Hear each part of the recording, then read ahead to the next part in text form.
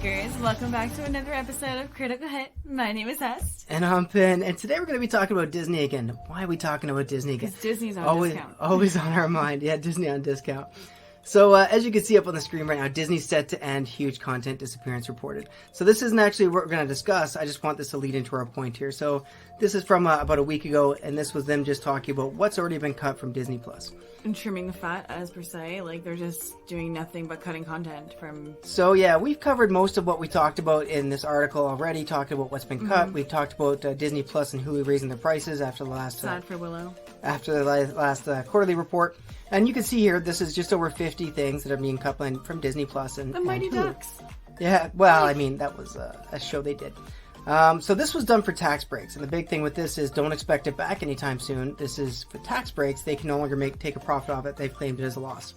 Now, there may be some kind of weird rule that I don't understand where they could pay some kind of income tax or pay some kind of production value again and get it back on the streaming services. But as far as I am aware, once this is done, that's pretty much shelved. Never to see the light of day again at the moment. But again, there could be something I'm unaware of. Some lawyer that's... knows the in and outs of corporate.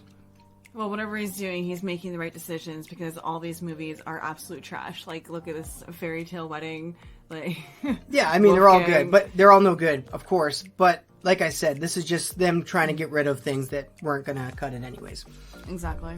All right, so on from there, next article we have goes into Disney removes dozens of series from Disney and Hulu Plus, including Big Shot, Willow, and Dollface.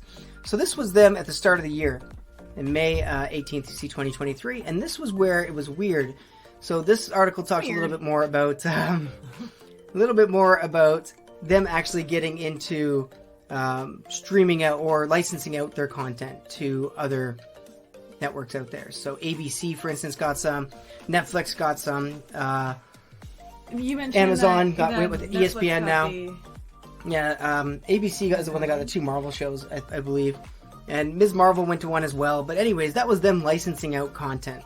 And so this was a big deal, because for a long time, I mean, whenever I thought of people who thought the way ahead was streaming, was David Zaslav, the head of Time Discovery, and Bob Iger, head of Disney, of course. And they went all in on streaming. Absolutely they did. Now, Max has been licensing out some of their content, of course. They've been doing it for about just over a year now. And Disney's been doing it for about 6 months. And so the big thing here is, and what I want to get to, as you can see, is that streaming is expensive, and now they're cutting projects. Well, streaming is expensive. I mean, producing content's expensive. But the big thing here is they don't have a working business model. But the big thing I want to get into now is that after we've seen them do all this, after we've seen them, cut content for tax purposes, license out content to other streaming services, at this point, we're getting our first, to me, looks like our first one where they're actually just licensing something out without even putting it on their own streaming service. This, to me, looks like a massive, desperate call from Disney saying, I need cash. 100%. Look they actually have one that's an 8-episode length series, which is very, very, very rare for Disney. If you haven't noticed, Disney always releases 6 episodes, and that's it. That's your season. Yeah, so, I mean, it's shorter seasons, yeah. I mean, what was it called? The Secret Invasion the other day, I think it was only 5 or 6 episodes. Yeah, exactly. I was just like, that's it? Some were shorter, of course, but... WandaVision, that was awful too. Yeah, I think that was actually longer, but... the length of the season isn't what concerns me here. What concerns me is that they're giving out original IP. Now, this wasn't done with just them. This was 20th Studios, which was Fox Animation Studios, and Paramount put together. But and we'll get into the article a little bit here, just so people understand what we're talking about. But this is the first time I'm aware that they've just completely licensed out a finished product without ever trying to put it on their own platform. And to me, that kind of says, what's the point of your platform anymore? Where's your exclusive content if you're just going to be licensing it out? And this is done. Make no mistake, this is completed. We're going to read that through the article. But completed at the moment, all they had to do was put it on a platform. I think that it's probably done in a way that they don't want to have their name completely behind it. They want to have something else backing them as well, because they might have done something to the movie, show, Unfortunately, Disney has it now, so... Yeah, well, I'm going to say that this is probably most likely done to cook up their books a little bit. And now money just transferred from one hand to the next with Disney going to Disney Plus streaming service. But it could make Disney Plus, let's say, look slightly better because it's not paying out that fee to Disney. It could be the end of their fiscal year is coming up at the end of September, so that could be the case. But to me, I think more so than that, this just tells me of desperation of Disney and them needing money right now. You know, they have a lot of debts to service they're still paying off Marvel and buying Lucasfilm. I'm not sure if they're still paying off Pixar at this point, but Fox Studios was a massive purchase back in 2019. Still paying off, and they got the next 1/3 of Hulu, which looks like it's going to cost $20 billion plus.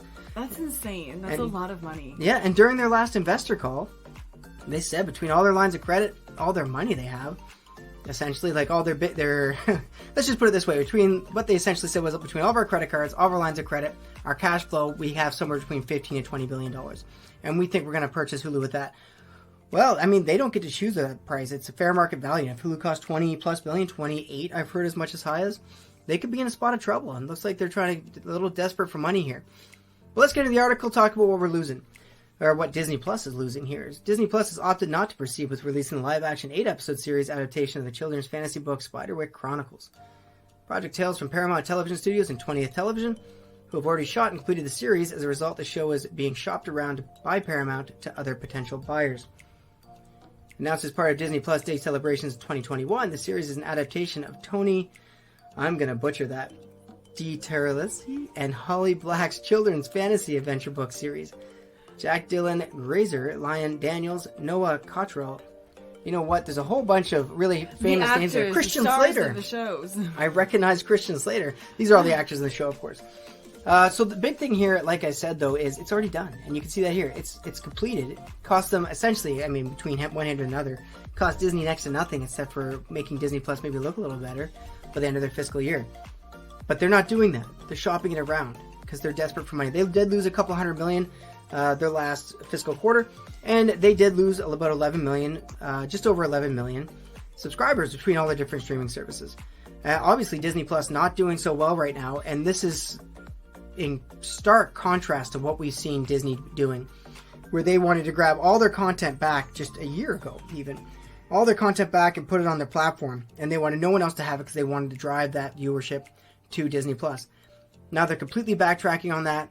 And honestly, this could spell the end for Disney Plus. I'm not saying this is going to end them.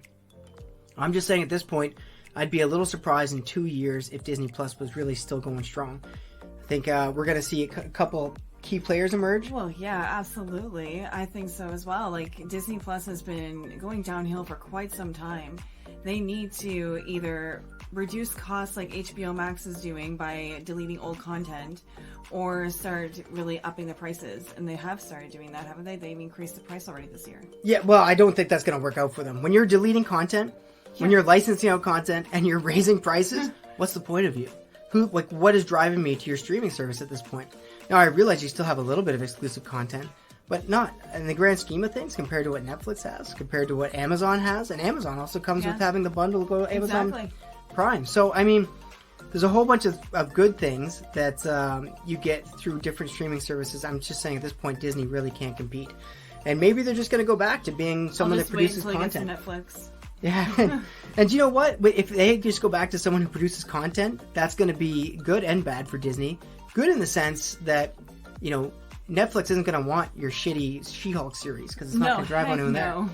So Netflix isn't going to want your, I don't know, WandaVision wasn't terrible, but you know those kind of the Secret Loki Invasion female movie. Sure, the Secret Invasion. Like, if you're producing shit content, Netflix isn't going to buy some exclusive deal for that. Amazon's not going to buy some exclusive deal.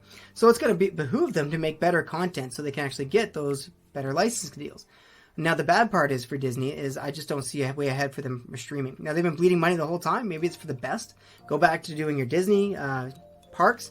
Although they bought so many streaming services now, including the Hulu purchase. I think it's too little too late. They're too invested at this point, and they kind of have to see it through the end. I just don't see them coming out as a winner when it all comes said and done.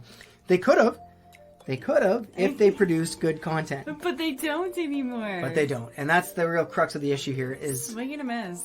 If you continuously produce flop after flop after flop, and then anything that comes to your platform you're licensing on anyways, and you're raising prices, like I said, this is just a recipe for disaster. Well, Disney's just shooting duds lately, so... Yeah, anyways, I don't want to say I'm a massive fan of Spiderwick Chronicles. I do think it probably would have been something decent for children, of course. I think it's from the director who did She-Hulk, so I was not very excited about that. No, not at all. Like, she did nothing but excel in She-Hulk. I heard it was such a great show. Yeah, well, Disney spent a long time hiring directors like off the street without a ton of experience behind them, and I don't think it really paid off for them. It was they needed experience.